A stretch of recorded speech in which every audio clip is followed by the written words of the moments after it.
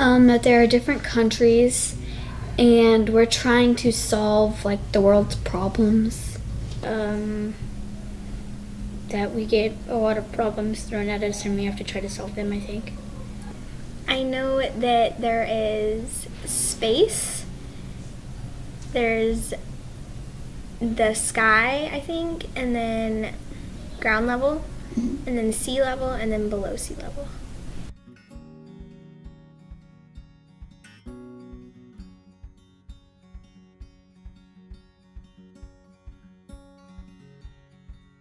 So the World Peace Game has been going on now for about 40 years, and it was created by a man named John Hunter.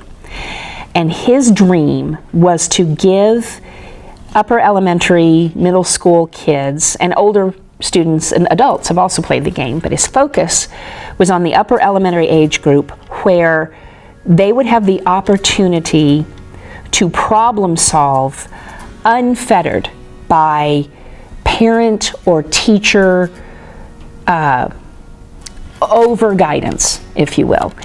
The gist of the game is that there is basically a 5-foot tall and 4-foot by 4-foot wide world with a stratosphere where your satellites and meteors and planets are, then an atmosphere where the planes would fly, then a land and sea level where you have there are 4 nations on the board plus a secret nation about whom the students know next to nothing, but discovery unfolds throughout the process.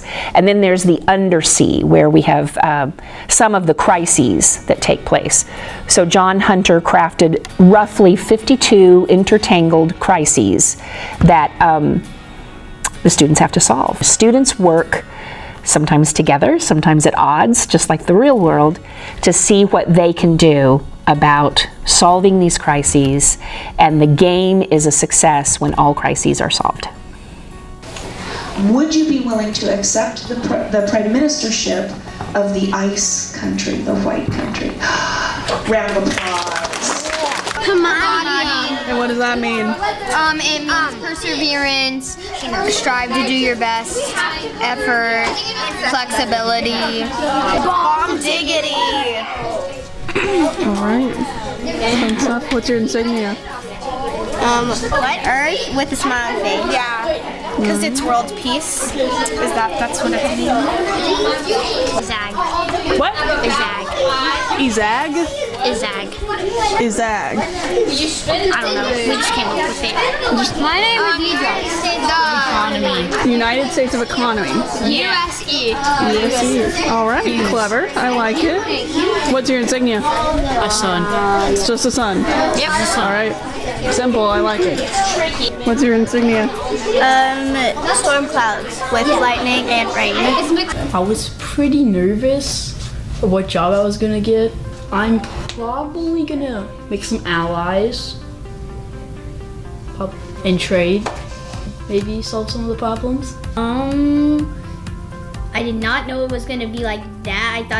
I did not know that we would have to prepare so much for it. I didn't think we would have to prepare that much, but we have to prepare a lot for it.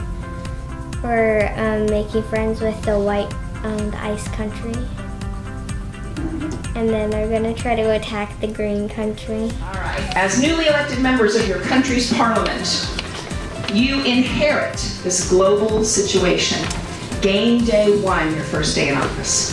Crisis 1, borderland dispute. Pamadi's southernmost island ownership, I'm pointing to it here, is in dispute with Bombdiggity. Bombdiggity claims that long ago the Queen of Pamadi gave the land over to Bombdiggity, but that treaty has been lost. Bombdiggity also wants the island for further oil production. Motive. Pamadi is afraid that Bombdiggity simply wants to take over their country, and this is just the beginning. Crisis 5 looks scrawny by comparison, does it not? Religious tensions. Relations and trade between the USE and Eizag are in jeopardy. Eizag owns this sacred island that the USE treats as its own. And the USE ethnic minority, the Nins, have worshipped there for thousands of years. Okay, so for the immigrants thing, you said you will accept as many immigrants but not forever, and it's 5 million to house, additional 5 million to each any host country per day. Can we split the immigrants and split the money? Yeah, 2.5 million each day. What's the point of funding that if we're already funding? Because it's one of the crises that has to happen. It's one of the crises. So we can just move everything over there. We can bomb because of the volcanic. Then we're still destroying your island, but It's a small. to all the countries. And that was That's a good idea. I am Prime Minister Nash Hamadi, and I am handing over the microphone to my head of defense minister. I am Minister of Defense Wills Hamadi, and we decided that we're going to move all our troops over to here where Bombdiggity can bomb this section where no one gets hurt. And unless this little thing right there. This will solve Crisis 1 and maybe 2 from the volcanic eruption. So the first thing the weather goddess will do is she will pull out, you can put your bucket on the floor, pull out the spinner for the weather. Now that looks, does it say weathery stuff on it? Yes. Give it a good spin and tell them what their weather, yeah, you might just have to hold it up.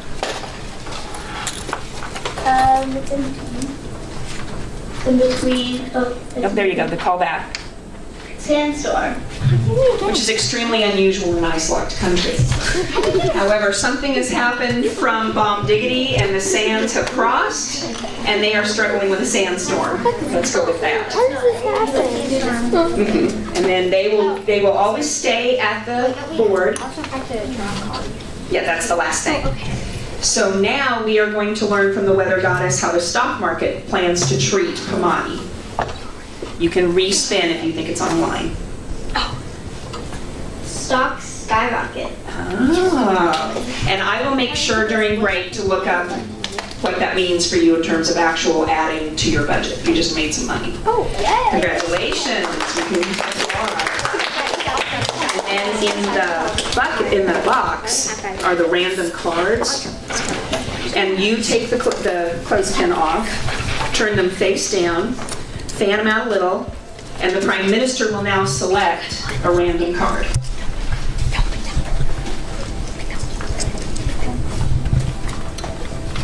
It says flood damage 70 million. Farms non-producing for 2 game days. So $70 million lost because some of his farms flooded. I am Minister of Defense Christus, and we are going to launch a nuclear warhead in which there are no troops on Hamadi. Solving Crisis 1. Okay. To clean up the toxic spill, it'll cost 50 million, and we want to split it half, 25 mil apiece to clean up with USD. Okay. So you're announcing your intention to do that. And the next negotiation period, that's... I am Prime Minister Carter of the United States of Economy. No, that has to have already been. So I would like to 3,000 soldiers for which is the right-hand side of my island. That's now right. I directly to defense and troops. And the CFO is counting so that they know there's one, how much it will cost. So you do 2,000. And troop movement.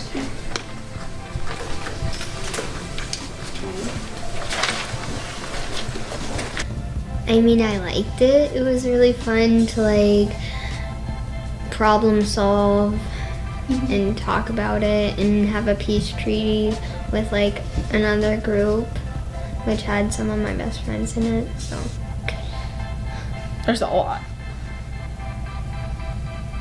And when you try and solve one, you gotta worry about another one. When you try and solve the other one, you gotta worry about another one. And then another. What happened was we started the game and we got into a lot of arguments about stuff, and there was a couple of peace treaties, and I don't know. It was fun though. Cadre of leaders that I have, strong personalities, smart kids. They're the kind of students who can think 2 or 3 steps ahead, and they're using that skill to wonderful effect, and they're lifting the other boats around them, if you will. The other students who may not possess that gift are finding the use for their own gift. It's totally up to the weather goddess whether we can declare our very first crisis solved or whether we might want to wait one more game day. I think it's solved. We solved, I think, 6 crises out of the 23 crises. Not real, there were some peace treaties signed, agreements, and working on more crises.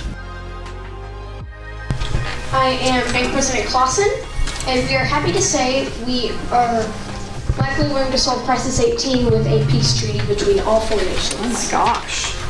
Yager's extremely sick, and the waters of life were his cure, but it's a flip of the coin by the weather goddess who decides whether he's miraculously able to survive without the waters of life or whether he kicks the bucket.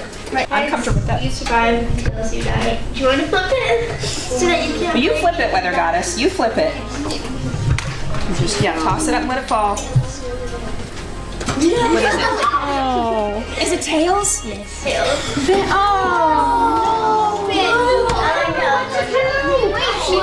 I have learned so much, and the game's not even supposed to be about me. I learned things like a careful reading of the crisis would show that a bombing occurred in the past tense, but an excited reading of the crisis would indicate to some students they needed to bomb a country. So we got to clear that up, and that was a huge relief. We narrowly averted a nuclear attack. Once those kinds of glitches got worked out, I was so amazed at the progress the students made. Crises 1 through 3, solved. This is how you get the ball rolling. And the fact that the students have already figured out really what it takes, how much collaboration, cooperation, compromise it takes to solve a crisis, they're off and running. And there are some rumors that the U.S. wants to nuke us, but they say it's not true, but it might be. Like, I think just how we get to treat it like it's kind of like actually the world, and like how we like write checks, and I don't know, there's just like a lot of responsibility, and it's cool. It surprised me because I thought the nations wouldn't get along as well as they are. I thought like everyone would be against each other. I died. I got sick, and then they had to flip a coin, and it was tails, so I died.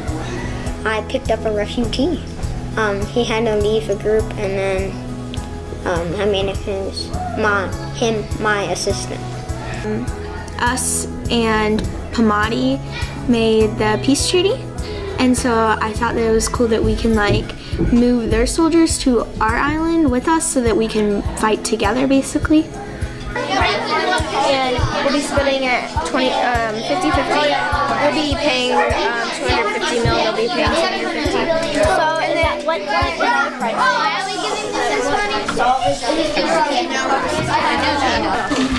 The secret island is very distressed at recent events, and the leader of the secret island has contacted me anonymously and shared with me their intent.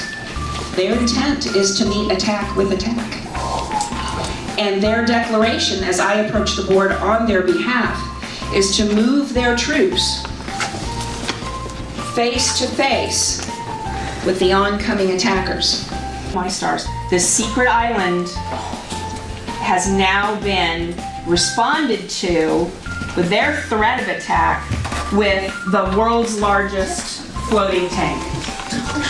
This is it's getting exciting, but it's getting scary because. And are we asked to request permission to succeed in our attack on Eizag?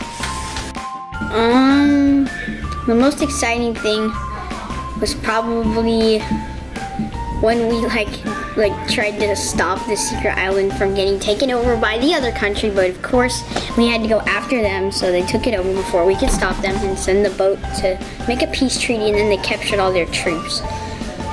It's pretty exciting. I guess our goal is to solve all of them, so we made a pretty big progress, but we have to solve 11 tomorrow. So we took over the secret island in the middle. Yeah, everyone was against me when I did that. At the beginning, we were kind of enemies and we were thinking of it as we'd go to war. But really, you have to work together if you want to achieve world peace. So much. My prime ministers were of the same mind, very much. And my prime ministers were amazingly well supported. These were children who would turn to other children and say, you need to go get this peace treaty signed by so-and-so and so-and-so, and I need it back right away. Well, rather than hearing, don't boss me around, to, okay, yes, sir, right away, and off they would go, they saw each other as peers, they knew what their responsibilities were, they treated each other with respect. I saw a lot that surprised me and impressed me, and unforgettable experience. We just made 2 treaties, and the first one is, as we have decided, Pamadi owns the northern island if in number 6, Pamadi will not hurt the animals. USE will give Pamadi a tank and give them a modern plane. We have it both signed by Pamadi and USE. And that will solve number 6, hopefully. Can I take that? No one will do undersea mining. Eizag, Bombdiggity, Pamadi, and the USE all signed to not do undersea mining anymore. And this is hopefully going to solve number 19. We, instead of having the refugees already here in this area, we are going to be USC and I are going and Eizag are going to move all of the refugees to this island right here. Did you just point to the secret island? They're both solved. That you have to really work with a team, and you have to not always get your way, but if you don't get your way, still figure out The Arms a way to make the best of it. another global warming solving tool to the World Bank. I'm Vice President Fung of OK4AKs. This is info for the ring and the satellites. But it became clear to them, I think, fairly early on, that there was something not right about attempting battle, attempting war, attempting overtaking other nations, attempting to win a land dispute or whatever. It becomes harder to solve the crises with that attitude. Can we declare crisis working solved? Yes. And they did everything. So if this is the last round, I have more than $1 billion more than I started with. Oh my stars. A round of applause. If we do not have a game day 8, we have $9 billion more than what we started. $9 billion.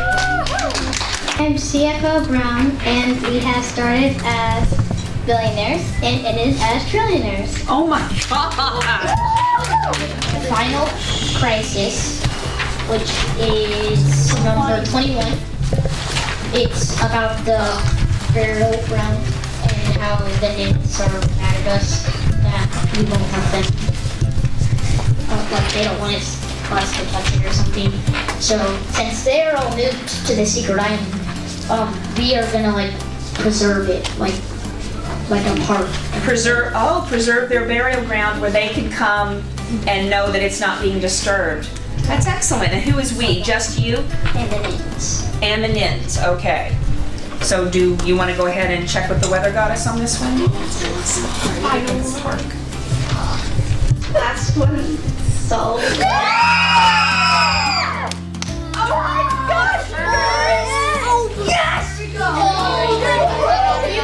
Do not believe we're in debt, but I know we don't have more money right now, so if the bank can like help us out with that.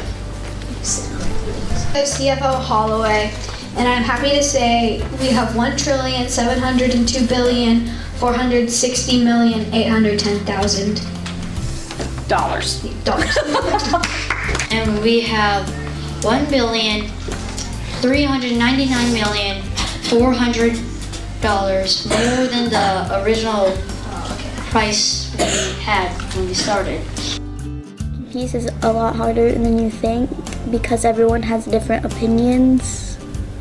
At first I was like, oh, I want to declare war so bad because then I can win the game, but then I realized it was really different than I thought and I didn't want to declare war. I'd just like to thank everyone for helping out, and I'm happy to tell you we are over our original stats.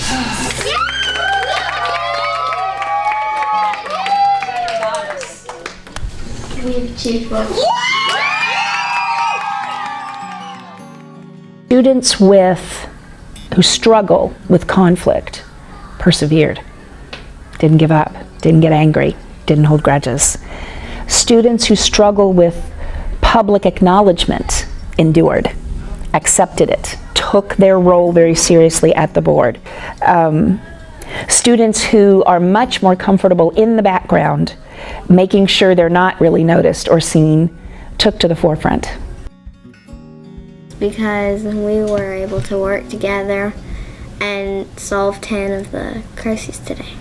That we kind of knew what the people that came before us, some of the decisions they had to make, and how hard it was to work together. I think that she wanted us to play the game just to teach us like how hard it is to solve world peace and how it can actually happen and how the world can change in just a couple of simple steps. So we could learn some of the same things, or maybe not even any of the same things that the world has to deal with, but what we are actually doing in the world to try to solve the problems, just to like get familiar with it. Like what's they're trying to do in the real world because there's so much war that they're trying to make peace. I think she wanted to teach us that her generation and the generation before her didn't do very well in trying to declare world peace, and so she was trying to teach us that like we could do it better as long as we thought about our actions. Wars don't fix anything. You have to think with the mindset that you're trying to create peace. The game is over and we won. Thanks to the students, I think this has gone extremely well. I've witnessed this, I've studied this, I've never done this. And I did come in with considerable trepidation. I didn't want to mess it up, and that always provides some amount of anxiety. I believe that anxiety drove me more than impeded me. Everyone fulfilled their potential, and so many went above and beyond. And that's what made the game such a success. It would be my privilege and my pleasure to be the World Peace Game Facilitator for Oakhill as long as they will let me.